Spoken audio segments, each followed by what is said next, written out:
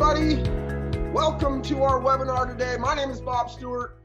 We're going to talk about how you can generate 1,000 leads a month. We're really going to go through the business model of the Ben Kinney team and where their leads come from and how they think about their business. And the Ben Kinney teams, we're in 25 different locations now. So we've got, more rural markets like Midland, Texas, and we've got big markets like Chicago and Atlanta, right? And everything in between. So the stuff we're going to talk about today, it works in all of our different markets. This is the model that our agents plug into when they join the Ben Kinney team. This is the model, and I'm going to use my mother. I'm super proud of my mom. She's an agent on the Ben Kinney team. She's in her 3rd year in real estate, and in her first kind of calendar year, which was 2017, she did 79 transactions simply by plugging in to the models we're going to talk about today. So let's dive in here. And again, I thank you guys for kind of checking in. Rachel's in Lacey, Washington. Rachel, I know for 100% certainty this stuff works in your area because Lacey, Washington's where my mom sells real estate. So glad to have you on here. All right, George Talabas, long time, buddy, from Idaho. All right, so I appreciate Phoenix. I appreciate all you guys jumping on here. New Orleans, fantastic. All right, let's jump in here and let's talk about the business models of the Ben Kinney team. And I'm going to start us with our pie. And this is a really simple slide, but there's a lot here. This is where all of our business comes from. And granted, we've got that little bucket down there that says other, which kind of catches everything else, right? Things like agent referrals or stuff like that. But the majority of our business comes from these kind of 5 primary places, right? Prospecting, we're making phone calls, we're sending text messages to people that we think might be interested or we have a message for, right? We're doing that every single day. We're doing open houses. We're doing 2 a week. We're working our sphere, and we're gonna walk you guys through kind of what that looks like and how we think about our sphere. We work internet leads. Okay, we end up getting listings from all of these other activities on the left-hand side, and so we get leads from our listings. And then we've got this other bucket, right? For Ben's team, that might be things like radio and television ads, or for your team, it might be that you work REO stuff, or you get a lot of agent referrals, or whatever that other thing might be. And all of us have something like that, or a lot of us do anyway, or we're trying to develop something like that. It's kind of our niche, right? Our thing that we do. But these other 5, those are things that can be done, really, we believe, in any market. And so here's how we think about this in our world, okay? The stuff on the left side, the agent business model stuff, the couple things that we'll go through first, those are going to be the agent's job. Okay, when you join the Ben Kinney team, this is not just like, hey, I'm thinking about getting into real estate, I'm gonna do it part-time, I'm gonna dabble in it, right? Like somebody coming into one of our teams, they're basically taking a job, and they agree when they take that job that there are certain things that they are going to do. For example, the first day that you show up on one of our teams, you've already been told that you need to come to the table with 200 names with at least 1 piece of contact information for people in your sphere. And if you don't, agents will say, well, 200, I don't know 200 people. And we'll say, pull your phone out. How many people are in your phone? How many people are you connected to on Facebook? Do you know the people at the last job that you worked at? Are you from that area? Like, do you have relatives or family or friends that are in that area? Most of us, especially in this day and age, unless we've been living under a rock or really kind of withdrawn from the tools and the things that are out there at our disposal today, we're going to have 200 people somewhere. Okay, so our agents have a job to do, and it starts on day 1 by showing up with a sphere that they can start to work. Now, they're not going to have past clients. My mom, for example, didn't have past clients in that first year when she did 79 transactions, but she's still plugged into this business model that we see on the left-hand side of the pie here. Now, if the agents on our team do their job, and this is some of the, we call it a job because this is the hard stuff in real estate, the prospecting, the being available to do 2 open houses every week, the reliable and systematic touching of my sphere, those are hard work, right? That's a job.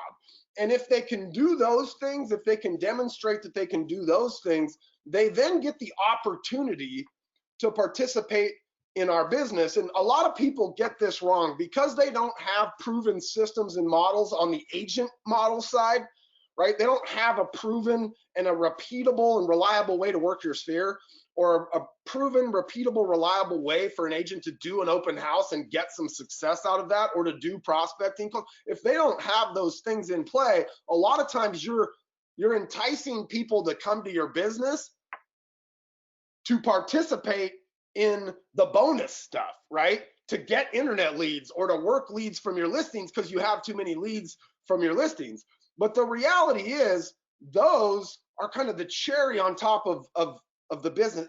It should be that in getting somebody into our model, we say, listen, regardless of what the team can provide for you, we're going to show you a way that if you're reliable, repeatable, and you do these activities, that you can get on our team. We believe somebody working this left-hand side without any help from the team can do about somewhere between 24 and 36 transactions in their first year. And 79, which is what my mother did, and she's, I mean, really just a real estate superstar, like, at least I think so. That's probably the cap on what somebody's capable of doing, right? But she did most of that, and she earned her way into the business pretty fast. So not all 79 of those came from her sphere and her open houses and her prospecting, but I'll tell you what, in her 4th month in business, she pended 7 transactions, and 6 of those transactions came from her open house activity in months 2 and 3 of having been in the business. So let's dive in here a little bit and let's talk about these ideas. And what you see here is a gym, okay? And here's what we know about a gym membership. And we don't know much around here because not very many of us are very good at our gym memberships. But what happens when you get a gym membership is you buy into this thing, right? And they say, okay, now come here, and there's lots of stuff, have fun. And so you walk into this gym just like agents might walk into your business, right? And you say, look, we got all this stuff, go, right? Be a successful agent, right? Get buff. Well, when I walk into this gym, like, I don't know what to do. If I'm sitting down on that little machine in the front, like, do I face forward, backward? Like, I don't even know how to sit on this machine, let alone what to say when I call that circle prospecting, person, right? And so we don't want you guys to think about your real estate business and bringing people into it like a gym. We want you to think about it like a CrossFit plan. And I don't know how many of you guys are in CrossFit. I do know this. If you're in CrossFit, you're probably raising your hand right now and just waiting to tell somebody, right? Because people that are in CrossFit, they love it. But one of the reasons for that is because when you get to the CrossFit gym, there's particular things that are set out in front of you for you to do, right? You don't just walk into the gym like a lot of people walk into your businesses, right? You guys have agents who come into your business, not all of you, because some of you guys have these systems in place, but some of you guys are bringing agents in and you're saying, hey, come join my business. Okay, good luck, right? Or here's a couple internet leads. I'm not going to tell you the process that we work these things or give you any best practice. Just go, right? Here's a lead, call it or do something. But in CrossFit, what they do is they say, hey, you're here, you just showed up, good, do 20 burpees, right? Do 10 pull-ups, and then take a break, and then do 10 more pull-ups, and then go over to this next station and do this. And every time you walk into a CrossFit gym, there's a plan.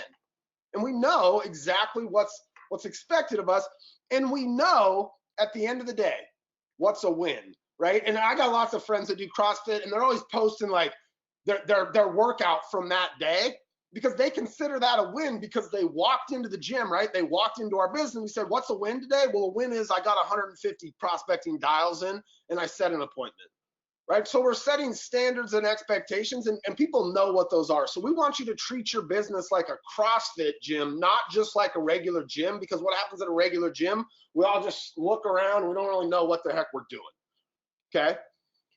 So we've got this model, right? We've got a sphere, we've got open houses, and we've got prospecting. Let's talk for just a second. We're gonna see the thread of technology throughout here, but this is just a little plug for Brivity. So obviously our teams are utilizing Brivity to do a lot of these things, right? And so no matter where that traffic's coming from into their world. And this is how we kind of think about Brivity, how we think about just our business at a high level. Traffic's coming in from lots of places, right? Might be internet leads from Zillow, might be from our website, might be somebody that came into our open house, might be somebody that answered the other end of one of our prospecting calls. However, we're getting to them or they're getting to us, right? They're gonna get filtered through some messaging or some content. So if they were an internet lead, they got filtered through, you know, our Google pay-per-click ad, and then they landed on our website and they got filtered further by the listings they saw on our website, right? If they were an open house visitor, that filter is going to be what we say to them, right? The script, and we'll give you our script that we use at our open houses, but it's going to be that script that we say to them, like physically as they walk in the door, right? If it's somebody on the other end of one of our prospecting calls, the messaging is, again, that script that we use, and we'll give you guys some of those scripts. But from there, we're going to drive them somewhere. And that could just be we're writing down their name and their email address on a piece of paper and we're manually entering it into the CRM. Could be they come into our open house and we're using like an open house registration tool like we have on Brivity, or you might have from an app like Open House Pro or something, right? Where it takes that registration and immediately feeds that information into the CRM, so we don't have to come back after our open house and grab our sheet of paper and remember to go in and enter all the names in the CRM. So we're driving them somewhere, right? If there was a website lead that came from a Google pay-per-click ad, we're obviously driving them to our IDX website. Those things come into our CRM, and then we ultimately end up nurturing those people. If they're buyers, we're going to nurture them with listing alerts. We might have plans that apply to them and start to communicate with them immediately. And we have lots of these throughout our business. We have plans for leads that come in off of our signs, or we have plans for leads that come in from Zillow or from our website, or a lead that came in from an open house. They're going to get a plan applied to them automatically, and communication is going to start happening from the agent, basically from the word go, right? They're going to get a text message from us. They're going to get emails. We're going to have tasks set for the agents to make those follow-up calls with that person. We're going to set a CrossFit plan out for the agent to say, here's how you're going to think about working this lead. If this person came into your open house, this is the strategy that we use to try to get that person to become a transaction, a client in our business. For sellers, we're going to nurture those people potentially with auto plans as well, right? We can send texts and drip on those people, but that long-term thing we're going to nurture potential sellers with is market reports. We're going to send them information about what's happening right around them, and we're going to see these things when we talk about our sphere and how we nurture them and how we work our sphere and how we get deals out of our sphere. And then ultimately, we get a transaction and we manage that thing. This is kind of the flow of what happens as these things come into our world. Now,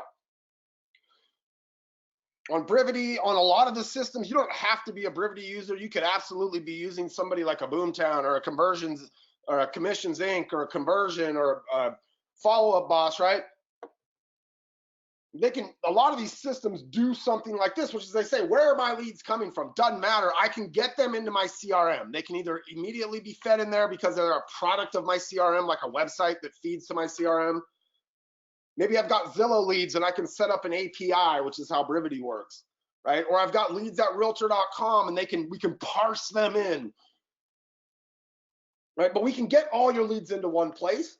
Then we can apply routing rules to these leads, and we can make sure that the right lead gets to the right agent. So you're not sitting there the whole time saying, okay, new lead just came in from Zillow. We got to have somebody get it off to Jimmy because Jimmy works all our Zillow leads, right? We can route our leads automatically. So if a new lead comes in, it has a source of Zillow. Well, if it's under 500,000, that one might go to Jimmy. If the lead's over 500,000, that one might go to Ann because she's a little bit more experienced. So price, location, city, zip code, right? Depending on where that lead is, the source of the lead, we can have that lead go to the appropriate agent. Now, once the agent gets the lead, obviously we're going to notify them, and then we're going to have a plan applied to that lead. So that gets more into not like where do these leads come from? We're going to talk about that in a minute, or where does our business come from?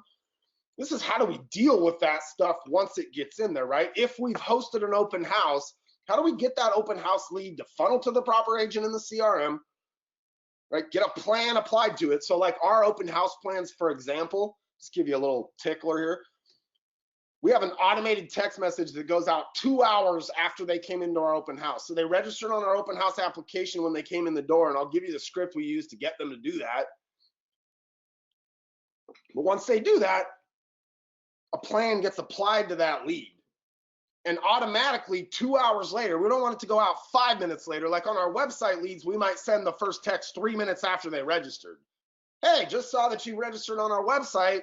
Did you have any questions in the first couple minutes that you've been on the site? Versus an open house plan might fire out a message 2 hours later, right? Because we wouldn't want them to be in the open house walking through with us and all of a sudden they get a text message from us. That'd be weird. So we give them 2 hours and then we send them that automatic text message. Hey, thanks for stopping by our open house. What do you think? Did you guys want to look at any other houses with us? All right, we've got another listing similar in the area. All right, so this is kind of what happens as these leads come into our world. So let's talk about organizing our database a little bit, because a lot of this is keyed off the idea that I can easily get into my database if I decided I was going to sit down today and work all my A pluses. Right? We need to set our database up in a manner that we can easily slice and dice it to get to certain groups of people that might look similar. Source is a good way to do this. We might sit down and say, we want to work all of our Zillow leads, right? Tags is probably the best way that you can really, at a granular level, get in and say, like, who is this lead? What are the attributes of this lead? So people will use things like met or haven't met, right? They'll use tags like A plus, A, B, and C for like my sphere, for example, right? Where A plus might be, well, C's people that they're just, I know them, right? B's people that I know them, they'd know me by face and by name. I haven't done business with them, but I think maybe they'd refer somebody to me if somebody said, hey, who should I use as my agent, right? A's are going to be somebody that I've done business with. They definitely say my name if somebody asked them, but they wouldn't go out of their way to grab somebody who they'd walk by on the street and they heard them talking about buying or selling and say, hey, you got to use Bob Stewart. He's amazing, right? That's our A pluses. And we might only have 4 or 5 of those in our business, A pluses, right? People that they're referring us multiple deals a year, 3 or 4 deals a year, right? I know for Ben, that's his hairdresser, for example, and he always kind of jokes, if my hairdresser didn't refer me 3 or 4 people a year, guess what? I'd find somebody else to do my hair. But we want to organize our database generally utilizing tags, right? And you should really be thinking about how to get that database into a state where we can easily come in later and slice it and say, all right, I just want to look at all my A pluses, right? I want to give them an extra level of attention, so I need to be able to find them easily. Here's something we know, and we know a bunch, but it's not because we're super smart. We're actually pretty simple, and we try to simplify things to spur people to take action. We believe that a lot of us in our world will tend to overcomplicate things to justify our inaction, right? Oh, I can't get started on my sphere plan. I don't have every single thing nailed, and I don't know what all of my calls for the next year are going to sound like. Well, can you figure the first call out? Good, let's start with that. But here's something we know. You will not do this. You will not be reliable and consistent, and consistency is the key with any of these activities. Anything that we do in our real estate world, anything that we do from a prospecting angle to try to get people to do business with us, it's all about persistency and consistency, about repeatable, doing it again and again and again until it starts to yield results. And this will not happen unless it's on your calendar. So on our teams, we've got, that time blocked every day, basically from 9 to noon, where unless I have an appointment with somebody that just couldn't meet me in our normal appointment windows, which are afternoon, right? Unless I have an appointment from 9 to noon, I am in my office and I am working on the job of being an agent, right? And that might mean from 8 to 8:30, I'm emailing my A pluses and I'm mailing them and I'm calling them, just something, right? There's some pattern that we need to put in place in order for us to consistently reach those people. So here's what ours look like, okay? So we do calls, we mail, we email, we do social media, and we try to get face-to-face with these people. And here's what that looks like kind of overall, okay? I'll give you the overarching, our sphere plan. And by the way, guys, the number's 64, 5%, something like that. NAR does a study every year, home buyer and seller survey. It's probably some of the best reading if you're a real estate agent that's out there kind of on a yearly basis, right? And what it says is 65% of business for all agents across the country comes from their sphere and their past clients. But only 18% of people that transacted last year did it with the same agent that they'd done it with before. Even though a lot of them liked that agent, there's this breakdown in here because we're not consistently working our sphere. So here's how we work our sphere. And agents start doing this like the day they join the team, right? Because they have to come to the table with 200 people in their sphere, and right away, like on day one, what else could I be working on, right? If it's a Wednesday, I'm not going to be holding an open house, right? Well, this Saturday I am. But Wednesday, what am I doing? Well, I'm going to start working my sphere, and here's how we work our sphere. It's super aggressive, okay? But it's intentional, and we're very strategic about it. So one phone call every month to our sphere. And you might adjust this for your team. You might say, we can make a call every other month, right? That's more reasonable for us. Fine. But commit to something and then do that something, right? So for us, it's once a month. We send one call a month. We do one piece of physical mail a month. We'll talk about that. We do one social media touch a month. So those three things, we're up to 36 touches in a year if we can do those things, okay? Then we do 2 emails a month. So that's 60. We're at 60 touches in our sphere from a call a month, a social media touch a month, one piece of physical mail, 2 pieces of email, right? And then we try to get belly to belly with our sphere, our past clients, 3 times a year. And we try to get them to come to us. And let's talk about some of the ways we do this. So calling our sphere. Here. So a number of years ago, we set out to kind of do this, right? We said, well, we know we got to be intentional with our sphere. So everybody needs to call their sphere once a month. And we did the gym membership, right? We said, okay, go. And what happened is our agents could, like the really creative ones, the ones that like wanted to try to stay in the standard, they could think of what to call of 4 or 5 months, right? And then at month 6, they're like, I don't know what to say anymore. Like, I'm done. I'm not calling. Maybe when I think of something, I'll call them next month, right?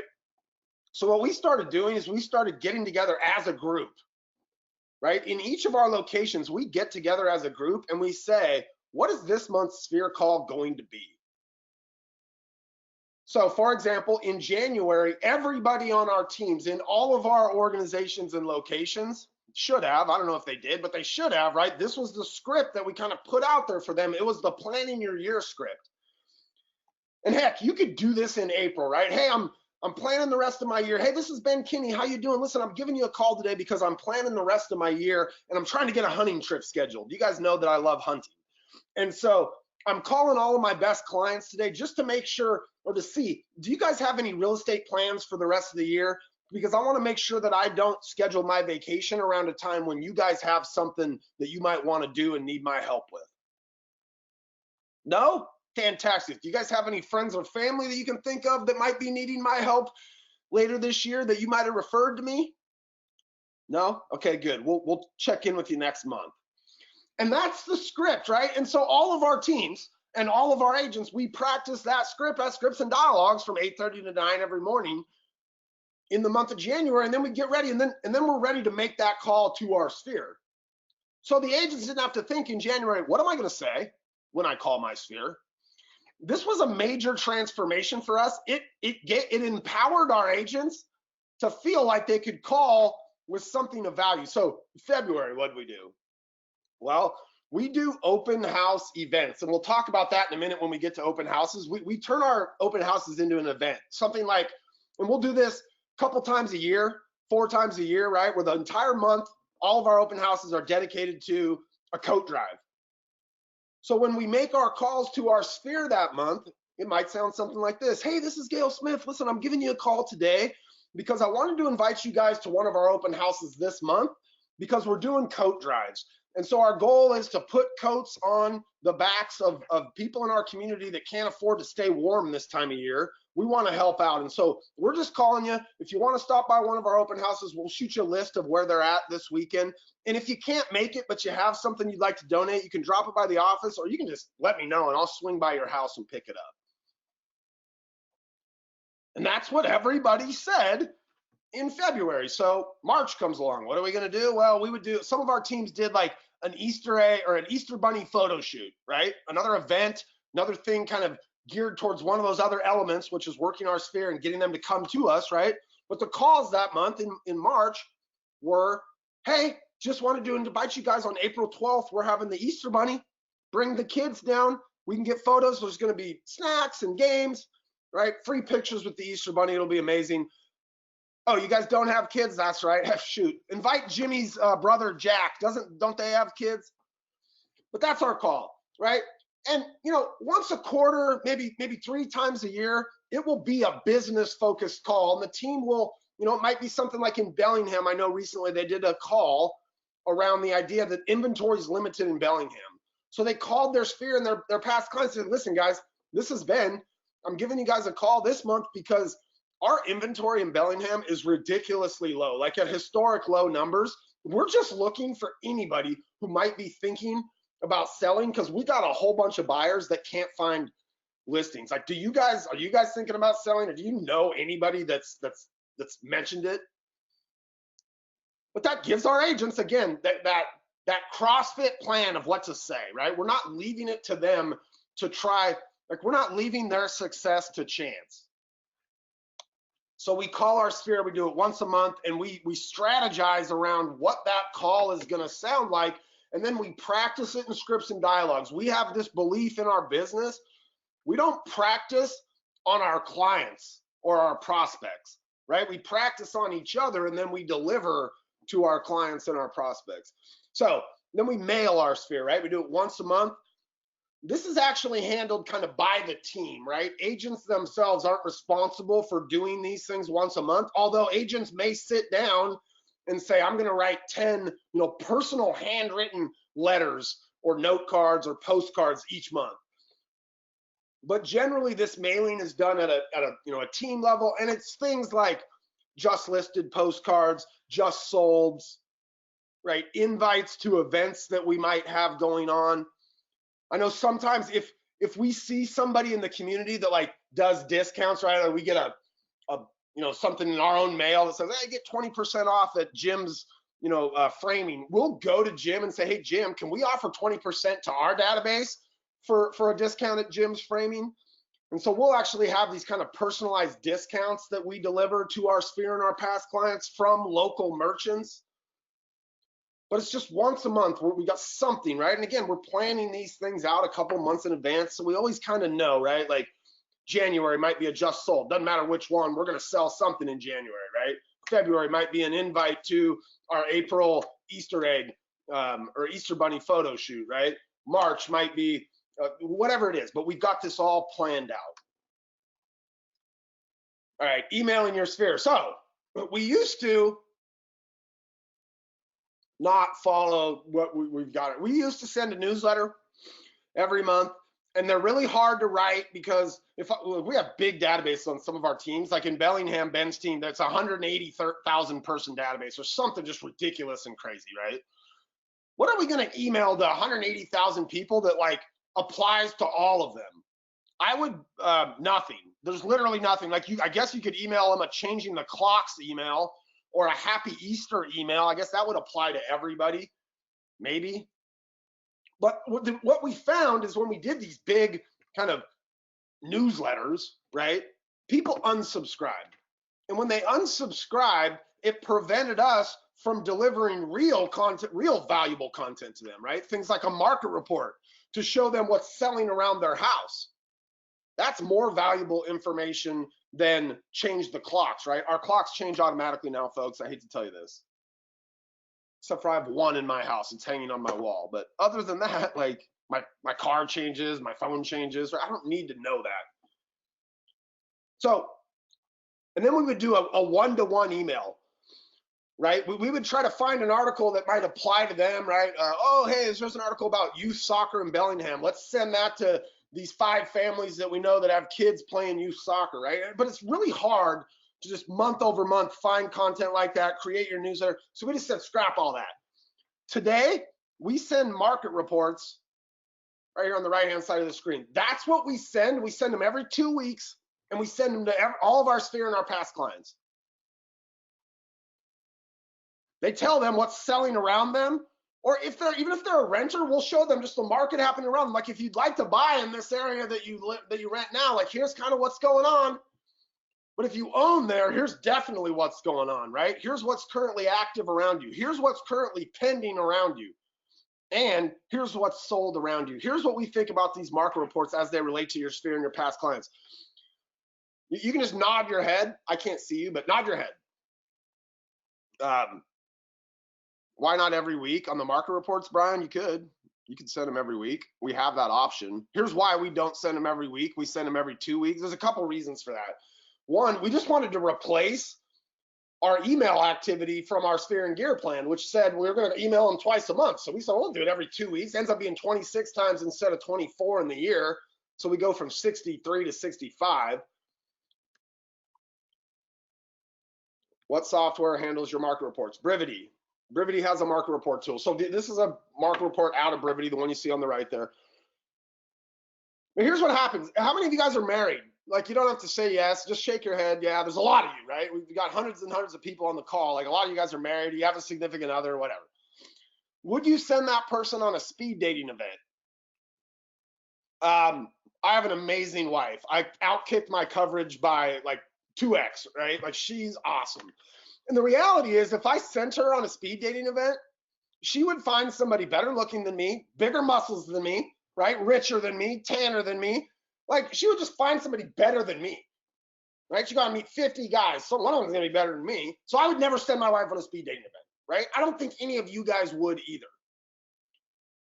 If you don't give your clients information about the market around them, you are essentially sending them on a real estate speed dating event, because when they drive home from work and they come into their neighborhood and there's a sign out there in front of a house, they want to know how much it's listed for. And then when it has sold on it, they want to know how much it's sold for. And if you don't give them that information, they're going to come back and they're going to do what? Real estate speed dating event, Zillow, Trulia, Google, find some other agent's website. Like, the information's not going to come from you. They're not going to call you up and say, hey, Jim, you've been such a great agent to us. You don't send us market reports, but you probably know what stuff's selling for. Can you tell me what the house down the street sold for me for? They're just going to go on the internet and get that information. And they're going to end up in some other agent's database, most likely. So we send these things every 2 weeks. There's one of the things, Brian, about these market reports, and this is something like, if you're a Brivity client, for you to know, right? If I send the report today, and then 5 days from now, a house in their neighborhood has a sold sign on it, they don't have to wait another 9 days for the report to come out to see that. They can come back to the report I sent them 5 days ago, pull the report up, and anytime they access the report, it's a current look at what's happening that day, that minute, that second. It's not this locked in snapshot in time from when we sent it to them a week ago. So we don't send it every week because they can go in there and access it whenever they want to see the most current updated content. We do it every 2 weeks, and it was really just a replacement for those 2 emails we wanted to get out to our sphere every month. My mom won't stop posting. Like, in the last 2 weeks, she's gotten 2 listings because of her market reports, and she would admit it was on people, right? Someone in her sphere who she had not followed up with. She had not done a good job of following up with them. She hadn't been calling them once a month. She'd been dropping the ball on working her sphere intentionally. So she didn't deserve their business, at least in our opinion. She earned it, or she got the business because of the market report. They just replied to one of the market reports, said, hey, Gail, we really appreciate you been sending this to us every 2 weeks. The reality was she wasn't doing anything. It was just the system was sending it, right? But these people thought she's keeping me up to date on what's selling around our house. So when they saw that property in their area that had gone for $420,000, right? What they thought to themselves is, can we get that much for our house? And their pathway to figure that out was to come back to Gail and say, hey, Gail, can we get that much for our house? Now, our agents can also go in and see when people are looking at these things. So we can call them, we can see what they saw, we can call them, and we can have conversations with them. Conversations like, hey, Jim, I don't know if you saw in your market report, I saw that you looked at it, but I don't know if you saw that one property that's gone pending. Now, it was listed at 350. The market's really hot right now. It wouldn't surprise me if it actually went for more than the list price. So we're going to want to keep our eyes on that one when it sells. And you can check back on the report every couple of days to see if it actually went to sold. But when it does, that report will show you how much it sold for. And man, if that thing sold for over 350, like high five, we made a really smart decision a couple of years ago when we helped you buy there, right? So we use these things to potentially become reasons to call, right? Which gets us back to having something to say to them once a month. And it could be that every couple months, our call is designed around specifically talking to them about the market report and what they saw on it. All right, social media. So we try to make one meaningful. And there's a difference between just liking somebody's photo on Facebook, even leaving a comment like, wow, great photo, with a meaningful comment that stands out from the rest of them, right?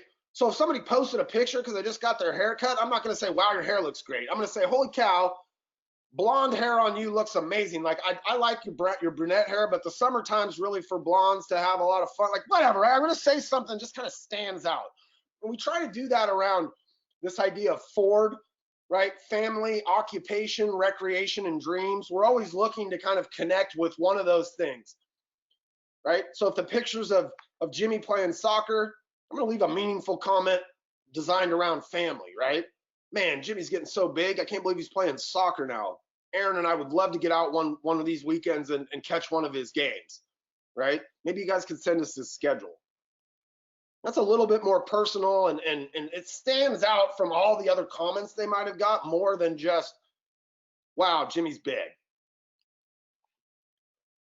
It's 90% personal. Now, every once in a while, we will interject something on somebody, like as a comment or even a post on their page that's real estate specific. So for example,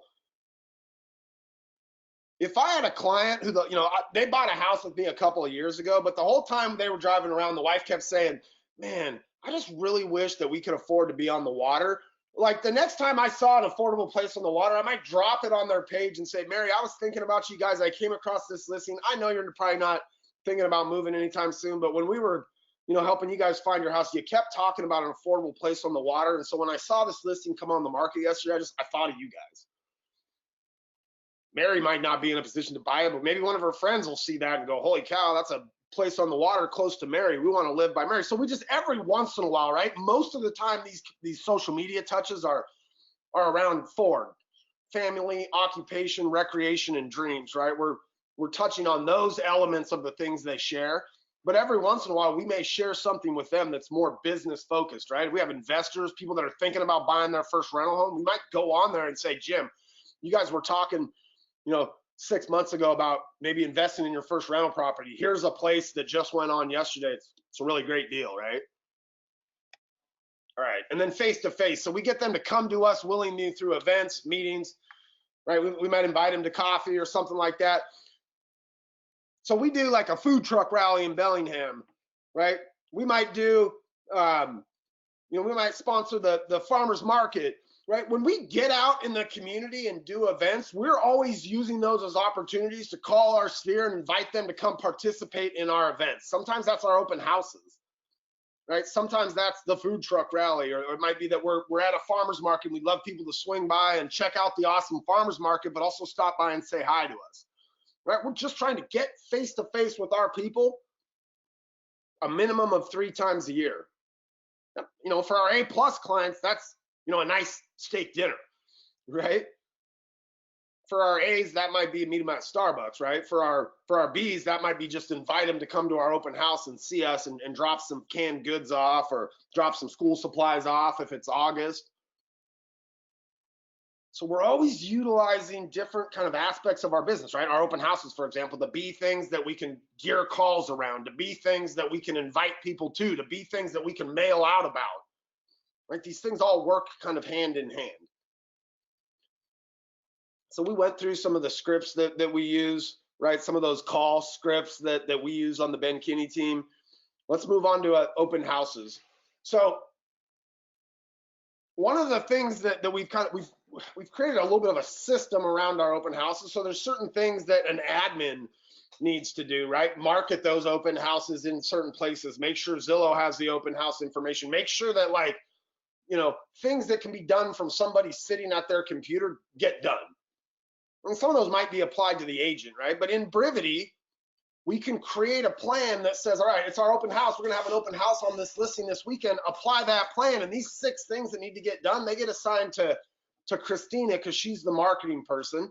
And these 10 things, they get assigned to Ryan because he's the listing agent. He's going to be the one doing the open house.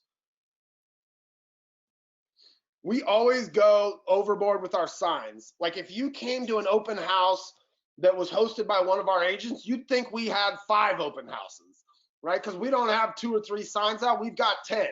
And they all kind of point you back to the same place. But if you saw any 10 of them, you'd think, oh my goodness, these guys must have an open house around every corner in this neighborhood.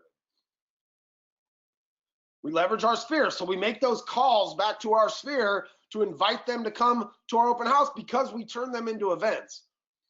We circle prospect the neighborhood. So we use Mojo dialer. So we might drop a pin in Mojo and say, we want to call 300 homes around this home. And that script might sound something like this. Hey, this is Ben Kinney. Listen, I'm giving you guys a call today because we have your neighbor's house at 123 Main Street listed for sale, and we're doing an open house this weekend, and we promised them we would call all the neighbors and invite you guys to come and check out the house because a lot of times somebody who lives nearby might know somebody who wants to live closer to them. So we'd love to have you guys drop by. Could I get your email really quick? I could even send you the information and the details of when we'll be there and the address. So we're going to circle prospect that neighborhood. We're going to go out and knock on doors and use that same script, right? Hey, we're holding an open house this weekend down around the corner at 123 Main Street, and we promised our sellers that we'd get out here, your neighbor Jim. We promised him we'd come out here and knock on all your guys' doors and let you know to come by and check it out. Because a lot of times, somebody who lives nearby knows somebody that wants to live closer to them. And so we always like to let the neighbors know what's going on.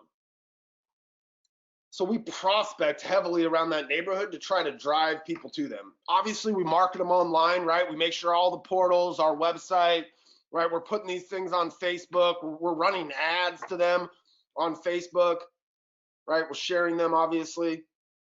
Now, we have a goal at our open houses, and I don't know what your goal is for your open houses, but when our agents go out and do an open house, their goal is to walk out of that open house with 1 qualified buyer or seller. And here's how we know if they're a buyer or seller. And by the way, there's lots of potential sellers at your open houses. Here's who that person is, right? They're a neighbor who wants to go see the inside of Jim and Mary's house because they're thinking about listing their house, and Jim and Mary listed for $350, but they got to get a look inside this bad boy to see how much different theirs is than Jim and Mary's. So at our open house,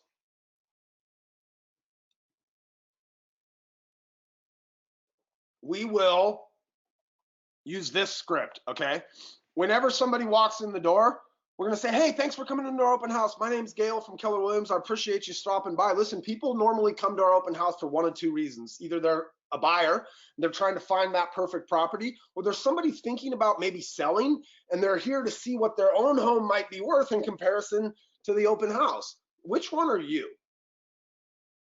When you pose the question that way, even if they're not one of those 2 things, right? Because sometimes it might be, oh, well, no, we're not looking to buy. I'm actually here looking at this house for my daughter because she had to work this weekend, but she wanted me to come here and see it.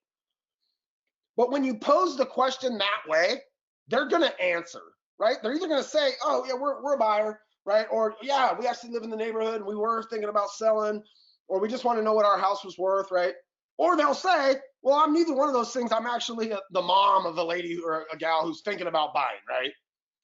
But when we say, hey, what brings you in? They always are going to say, well, nothing. We're just in the neighborhood. Just thought we'd drop by. We like to look at houses, whatever, right? They're not going to identify themselves as that thing that we're after, right? Our goal is one real buyer or seller. So when they walk in, let's identify which one they are. Then we use an open house registration tool. It's provided through Brivity. Okay, and we put it on a stand, like a $40 from Amazon stand with an iPad, or some of the people on our team use a Kindle. And it sits right there at the door, right by us, where we've just delivered that script. And so once they identify themselves, we say, hey, listen, the sellers ask that we have everybody check into the house because we need to know who's coming through here, right? Super rare that somebody just objects. My mom, she's a tough lady. I love her.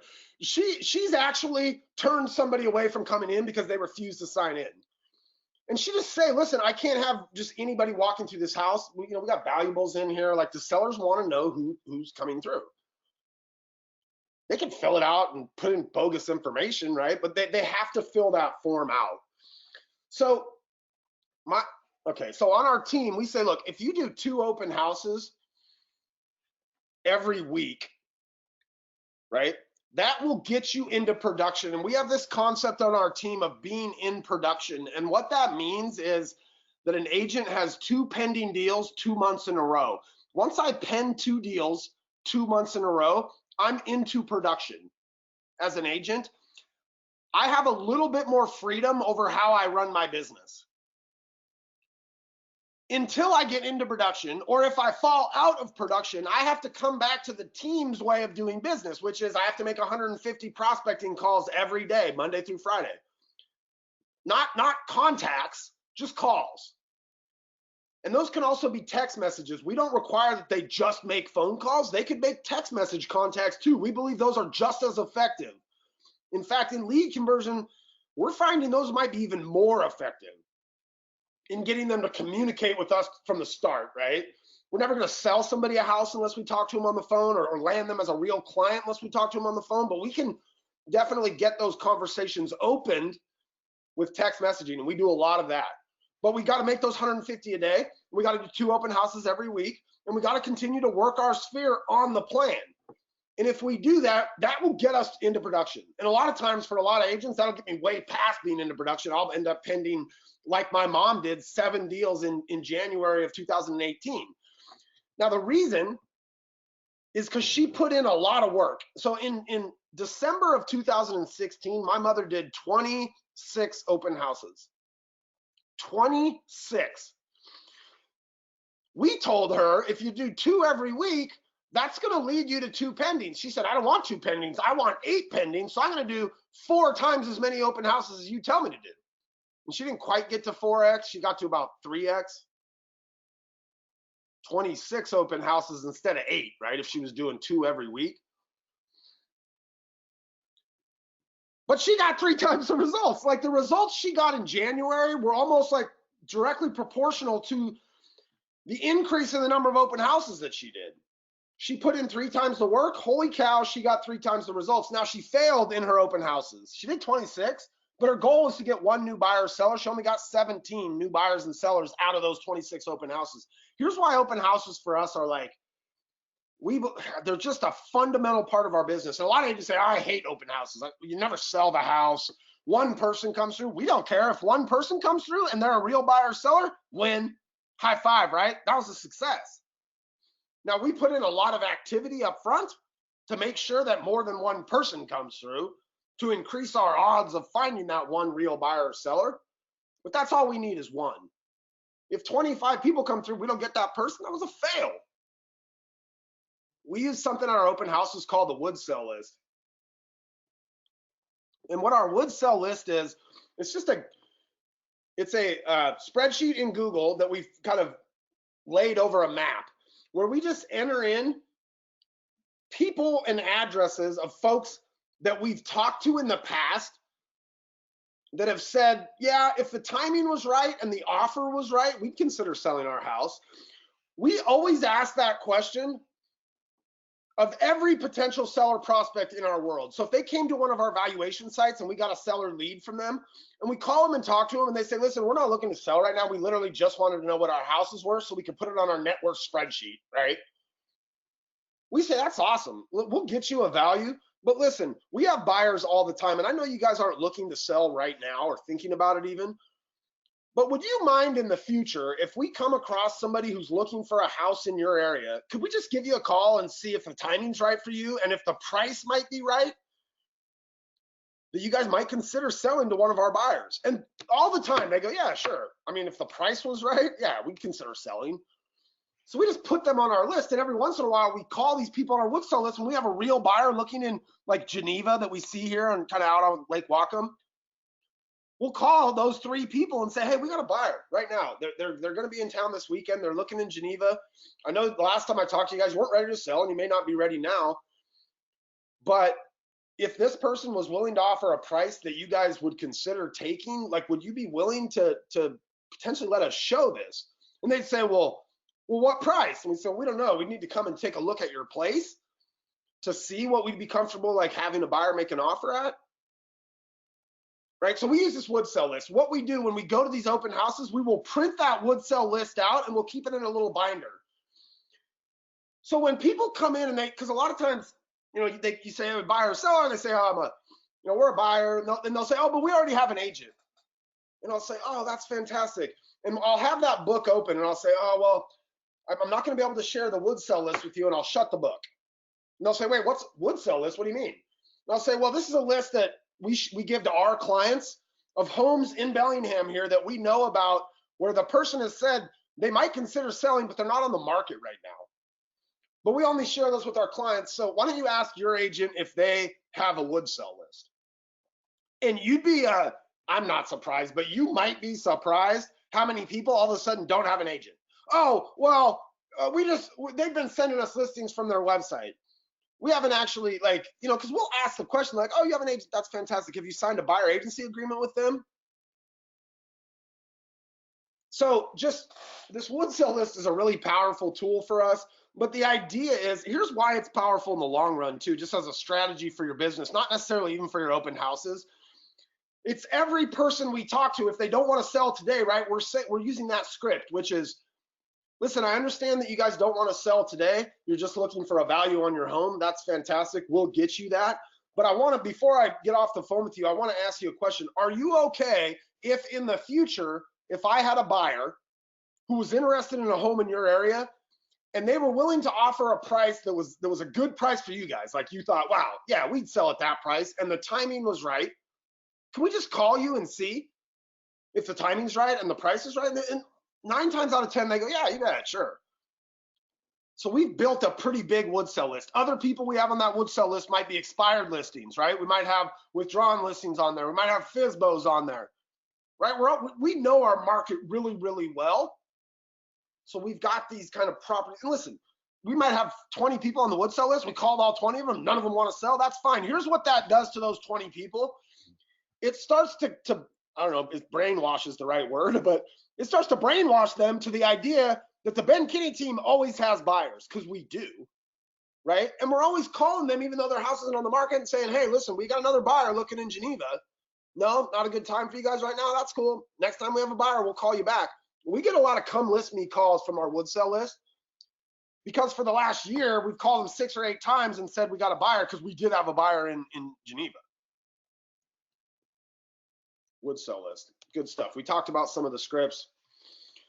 So prospecting is just, taking lead generation into our own hands. And we know if we call 150 people, we're going to get, 29 of them on the phone, and we can generally set some kind of an appointment, right? 150 dials to an appointment. Our people have gotten to the point where their scripting is good enough, the message they're delivering is good enough that's what we expect now. Right? And I might make 150 dials today and get no appointments. I might make 150 dials tomorrow and get no appointments, but on day 3, I end up getting 2 appointments, and my averages average out. That's what an average is. Does averages averaging out, is that like an oxymoron? I think it is. So you guys have lots of questions here too. Yeah, there'll be a replay.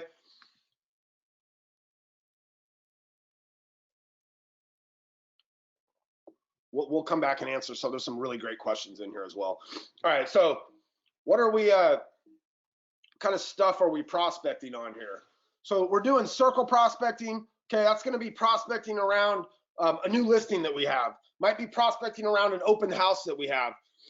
So if we have a new listing, it's going to sound similar to that open house prospecting script, but it's going to be, you know, hey, this is Ben Kinney from Keller Williams. I'm calling you today because we just listed one of your neighbor's house at 123 Main Street. And we promised them that we'd call everybody in the neighborhood, let them know this house is for sale in your neighborhood, and ask you guys if you knew anybody, had any friends or family that was thinking about moving closer to where you live. That's the script, right? We do these around sold properties, especially when we have a sold where there was more than one offer. In our market, we're blessed enough to continue to have this happening, right? So if we had a sold, we sold a listing and had multiple offers on it, we're going to call around that listing and we're going to say, hey, this is Ben Kinney with Keller Williams. Listen, I'm giving you a call today. We just sold a house really close to you guys. And what happened was there was 3 offers on the house, which means there's 2 buyers that wanted to live in this neighborhood and they didn't get it. And so we're calling to see if anybody else in the neighborhood is thinking about selling their house potentially, because there's these 2 other buyers out there that want to live in Geneva here in Bellingham. You guys know anybody? Are you guys thinking about selling? And we call 150 people, we're going to talk to 29, and one of them is going to either know somebody that's thinking about selling, or they're going to say, well, actually, we were thinking about it, or we were wondering what our house is worth, or well, how much did that house sell for? Well, it sold for $350,000. Well, do you think we could get that much for our house? You know, I'm not sure. We haven't seen the inside. I'd love to stop by and, you know, I'd love to make an appointment and we can swing by and check it out and let you know for sure. For sale by owners, we call on a lot of vacant homes. You know, we'll go look at the tax records and pull that up and try to find that owner if we see drive-by homes that are in our market that are vacant. Notice of defaults, right? When we just listed, we just sold, we talked about that earlier in circle prospecting. We'll door knock these, like we're just very aggressive. And our teams, it's the expectation that if I'm not in production, I can get into production by learning scripts and making calls, right? And I mentioned text messaging earlier. We don't just call these people. We will try to text them as well. Okay, we're really heavy on texting. We believe that we've just seen it work in our business. There's a lot of response from this stuff. A lot of people are just more willing to talk to somebody they don't know via text because they feel like they can control that conversation. And we're okay with that. We're getting really good at basically trying to move them from a cold person. We warm them up via text and it makes them willing to talk to us on the phone. And a lot of times what happens is once we get on the phone, we've had a good text conversation to the point where now they've got an extra level of trust with us that they didn't have had we just called them and they answered it cold, right? When we do these prospecting kind of ventures, we're doing those we use Mojo, right? And there's other dialer systems out there, but we use Mojo. Now, we don't take, if we dropped a pin in Mojo and said we want to pull in these 300 people around our sold property, we wouldn't pull them all into our database. We don't puke in our database. Lists aren't leads. Our database should be leads, prospects, sphere, past clients. It's not lists. If we buy lists and just dump them into our database, what ends up happening is we've got this really messy database and it's hard to weed through there and get to the stuff that didn't just come out of some list that we pulled or bought from somewhere. We only add nurtures, right? People we talk to or they reply to our text, right? We only add nurtures or appointments into our database. So we might call 150 people. We might even contact 29, but we only feel like out of that 29, only 20 of those are actually good nurtures for us, right? 20 people that said, we always have these fallbacks on our scripts. Like that you know, we just sold the house and there was multiple offers script, right? When we do that script, if they say, yeah, you know, no, we're not thinking, we go, listen, that's awesome. Would you guys be interested in getting a market report that showed you and kept you up to date on everything selling here, right here in Geneva, right around your house? And if they say, yeah, we go, fantastic. Here, give me your email address. I'm going to get you set up. I'm going to send this thing out to you in like the next 5 minutes. And then we're going to have it go out to you every 2 weeks, just so you can keep up to date on what's going on. That becomes a nurture, right? That's somebody we move into the database. We create a record for them in the database. We go and we set their market report up, and then we set a reminder to follow up with them in a month just to look and see, are they looking at that market report?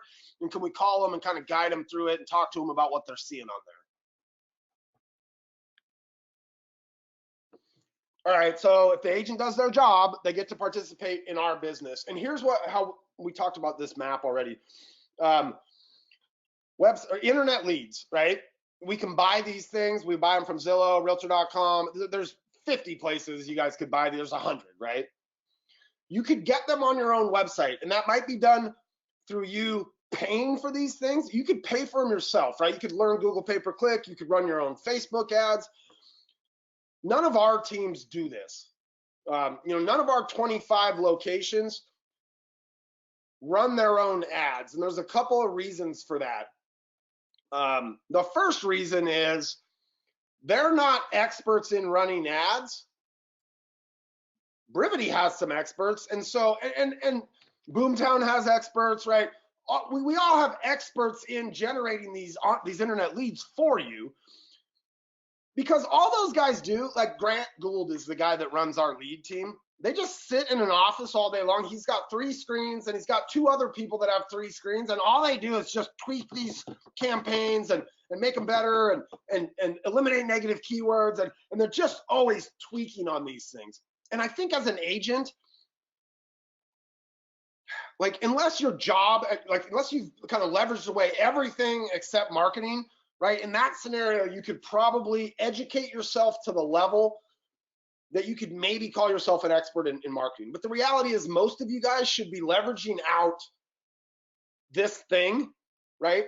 In order to keep a consistent flow of leads. Because even this SEO, right? If we've got like a lot of if you have a Brivity site, a lot of you guys have like websites that rank, and some of you guys might even get organic leads every now and then. The problem is you're not going to consistently get organic leads, especially today, right? With the Zillows and the Redfins and these people that, they've spent millions of dollars to get to where they're at in the search engines.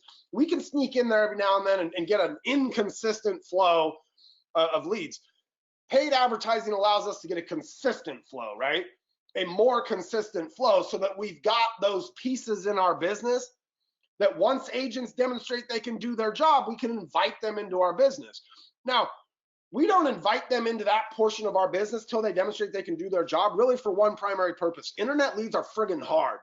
They are really hard to convert and to work, and they take a lot of effort over a really long period of time.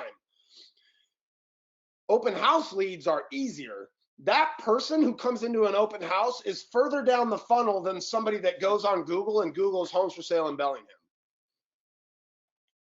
So if an agent can demonstrate that they can take visitors that walk into an open house and they can convert them into real buyers or sellers, that's an indication that they may be capable of taking our internet leads, which are 9 months away on average, not 3 months away on average like an open house lead.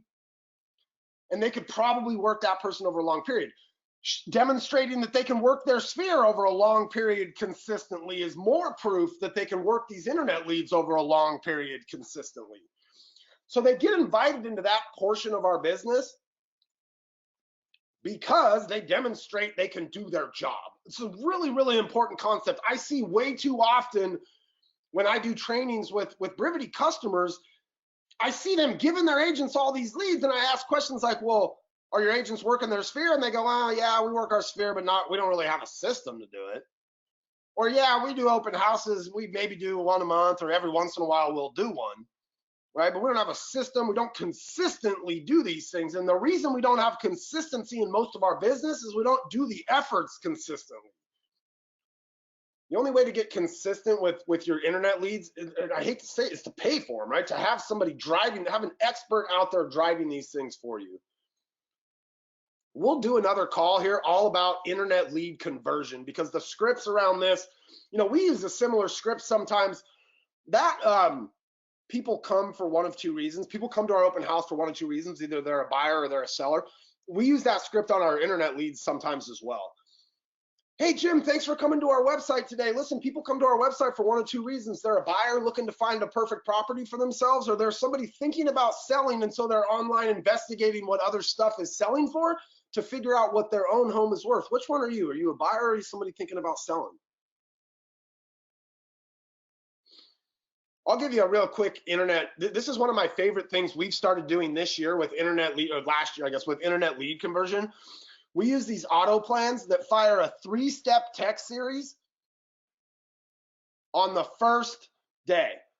And what that, and I'm over, I looked at the clock for the first time the whole time we've been doing this. I'm 6 minutes over. I can't believe it. I'm going to fire through the rest of this. There's a bunch of you guys here still. I appreciate it.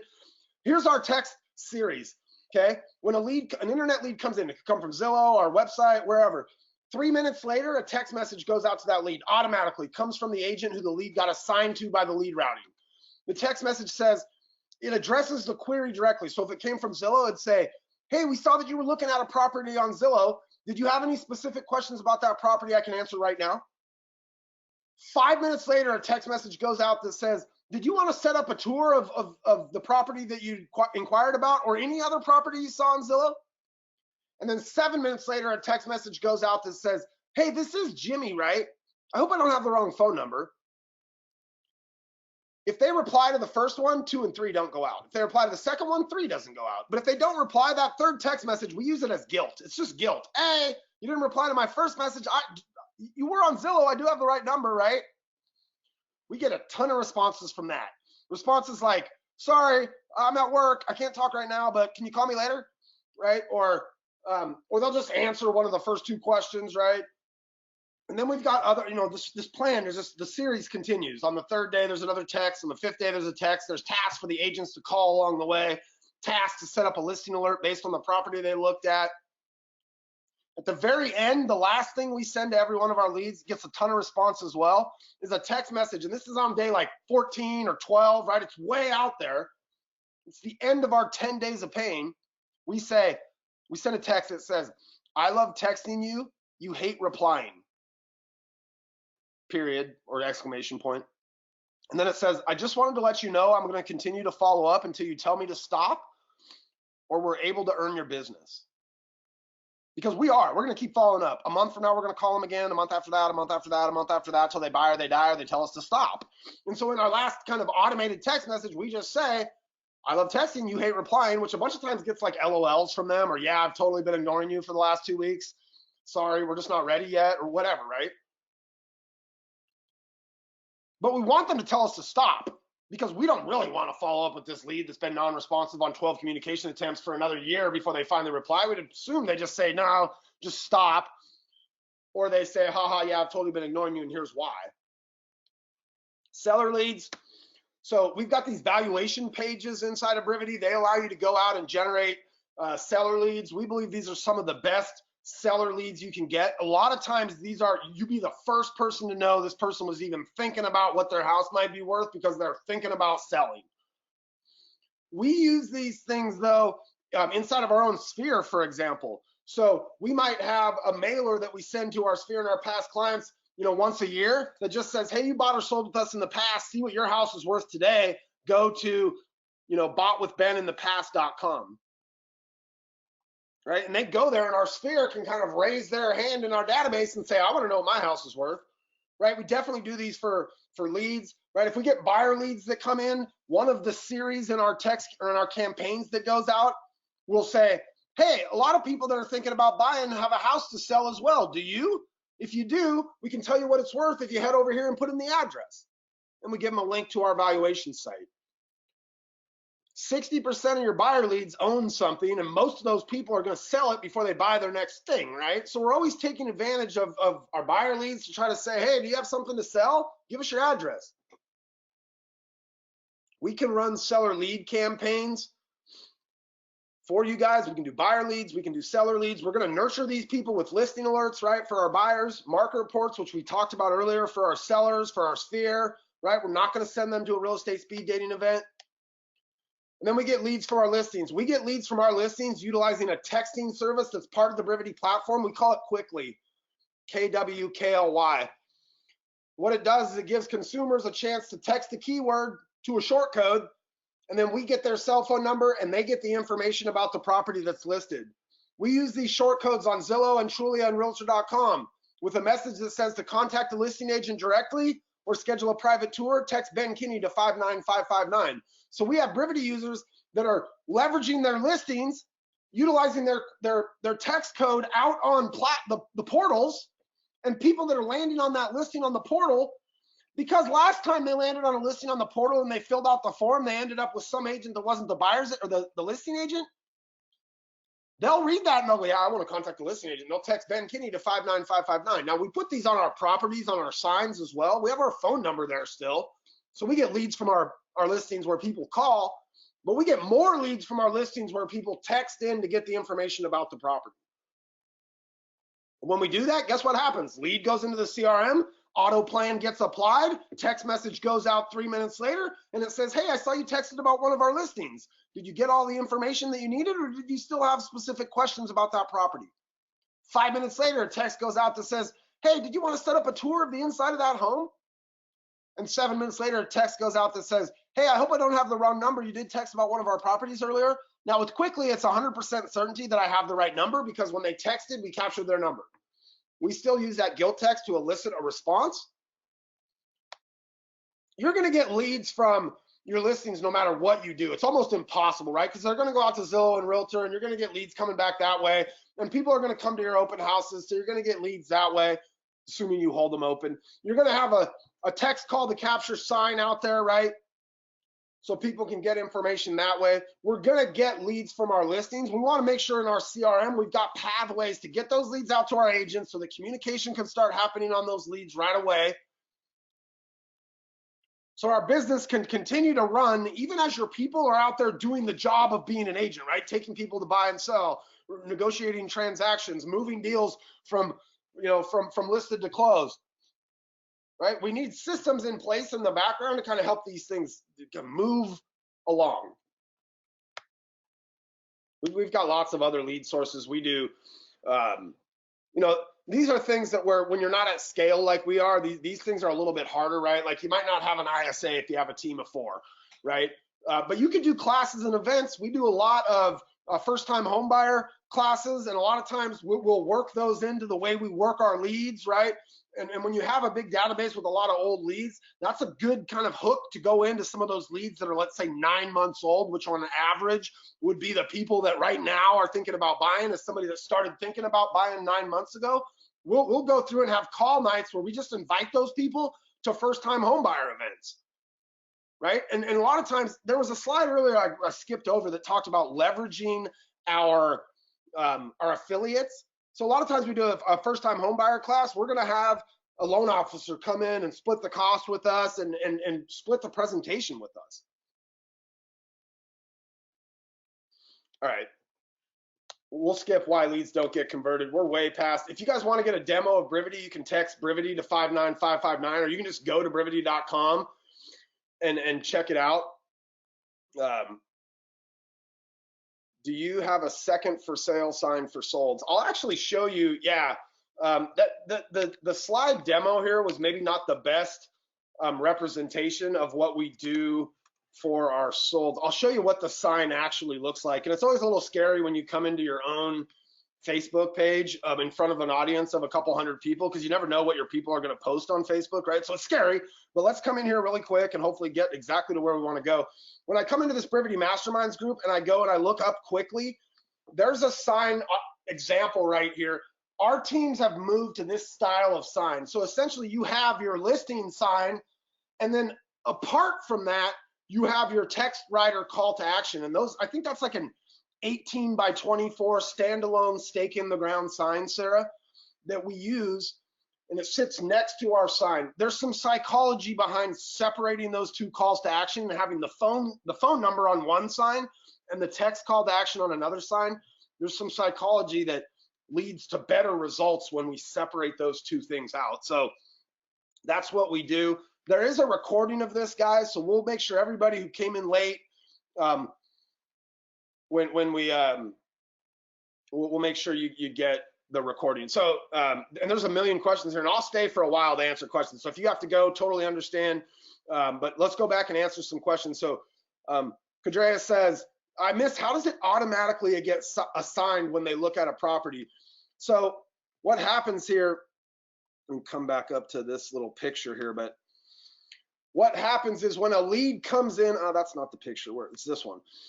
When a lead comes in, at least on our CRM, and it'll happen this way on many CRMs, but on Brivity, you can set up rules in the CRM that say, depending on what this lead was looking at, right? So when they were on my website, if they registered on a property, let's say a condo in Seattle for $500,000, okay? I can set up a rule in my CRM that says if somebody comes to my website and they're looking at properties in Seattle, assign them to Jack.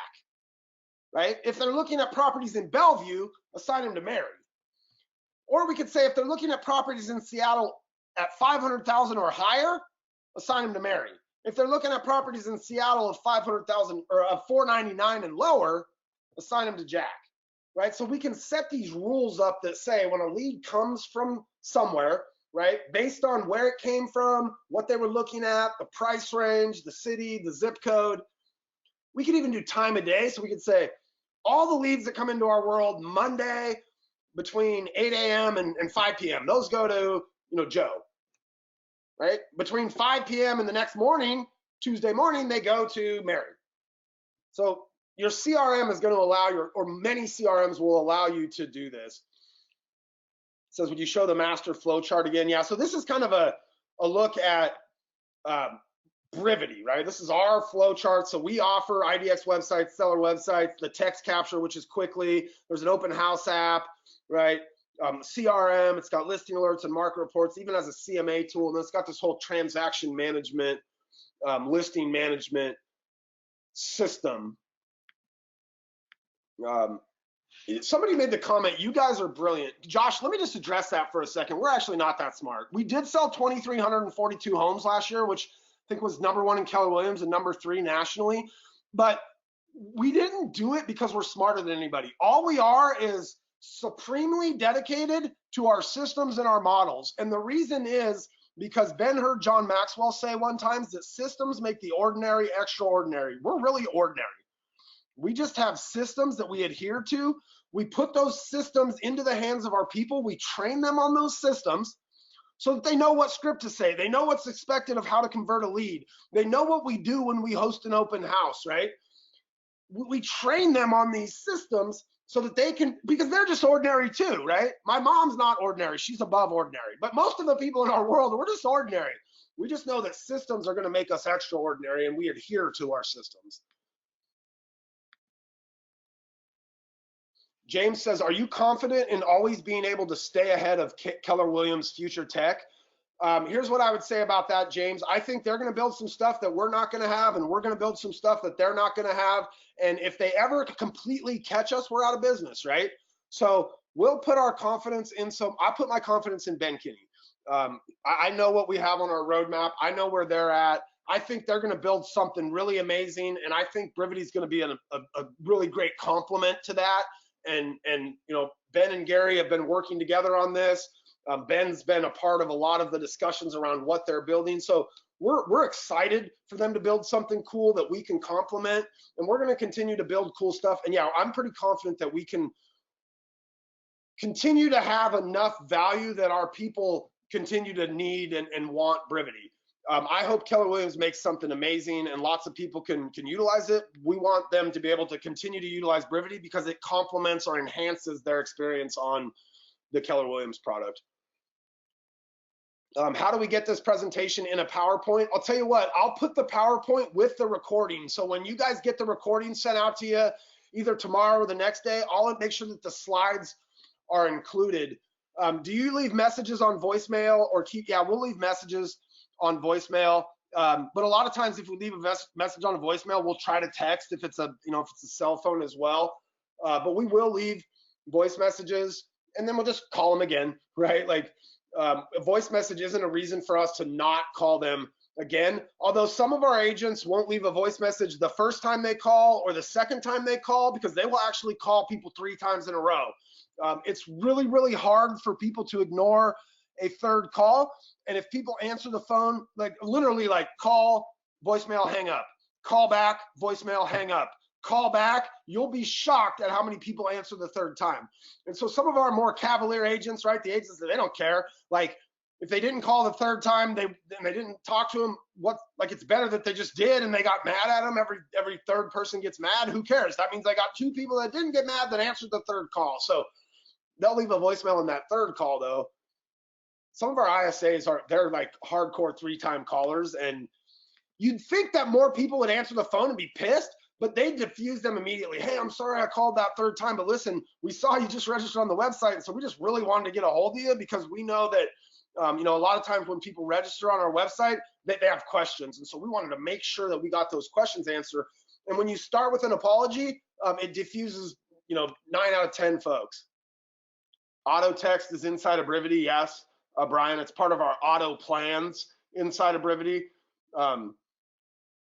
So she says, besides Mojo Dialer, what other vendors do you use for finding cell phone numbers? So Mojo is kind of what we use for our mass calling stuff. We do use a product called Ben Verified, not B-E-N like Ben Kinney, but Ben like it has been, B-E-E-N verified.com. That thing has, you can't pull massive lists of cell phones, but like whenever we get a lead that's maybe just an email lead, we can go in and look that email address up and find other phone numbers for that person. A lot of times it's a cell phone. Sometimes we'll get like an address only lead from our valuation website. We can look that address up, get their name, their email, their phone number, where they work, where they went to college, their last job before this, like the homes they've lived in before the one they live in now. Like Ben Verified has a crazy amount of information on it. I think we pay like $49 a month for a 3-month subscription or something like that. Yeah, Patrick, I love that. Just listed. Here's your chance to pick your neighbor. Ben has a funny script they've used over the years, like, you can pick a cooler neighbor than Jim was to you guys or something, right? But yeah, your chance to pick your neighbor. That's a great script. Yep, recorded later for, where would we get this sell data, this sold data that so in Brivity, if you're a Brivity customer, we get that sold data from your MLS. So, any of these, listen, I don't want you guys to think Brivity is the only thing out there. Obviously, it's our product. We think it's great. We know that our teams use it highly effectively. But like Top Producer, for example, has a product called Market Snapshot that can send that sold data out for you, right? So we get it from your MLS, and that's how we then bake it into the Market Report product for you to be able to send that out to your clients. Listen, all right, you guys are funny. How do I keep my hair so awesome? Is my camera on? Oh my goodness. All right, listen, you guys, I appreciate, we're here 20 minutes over the end. There's still a couple hundred of you guys hanging out here. If you guys have a question for me, there's a couple ways you can get to me. I'm Bob at Ben Kinney, bob@benkinney.com. You can email me there anytime. You can find me on Facebook, Bob Stewart. If you're a Brivity customer, I'm in our Brivity Masterminds group all the time. You can tag me with a question that you have in there. I probably didn't get to all the questions that are in here. There's way too many. I got to go. You guys got to go. Have a fantastic rest of your week in real estate. My name's Bob Stewart. On behalf of the Ben Kinney teams, the Ben Kinney companies, and Brivity, bye-bye, everybody.